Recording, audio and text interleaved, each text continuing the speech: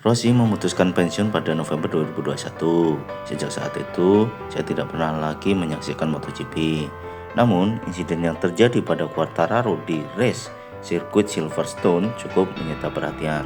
Pasalnya, saat Quartararo memimpin race terjadi masalah pada right Height Device, sehingga gagal finish dan menangis. Mungkin inilah salah satu alasan The Doctor Valentino Rossi selalu melakukan ritual seperti mengajak bicara tunggangannya sebelum race, agar race berjalan dengan baik.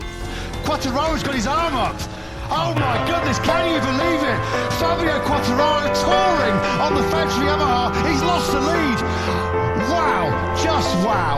Oh, your heart goes out to poor Fabio Quartararo, denied a certain British Grand Prix victory in the cruelest of circumstances. I think Fabio Quartararo might be in tears too now. The bike unfortunately letting go on Quartararo. He will have felt something immediately there as he came through Brooklyn's corner.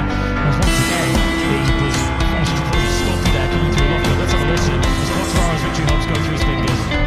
Oh dear me, the highs and lows of a Grand Prix motorcycle racer captured in this image. He's going to get a wonderful reception when he comes back to pit lane, is Fabio Quartararo.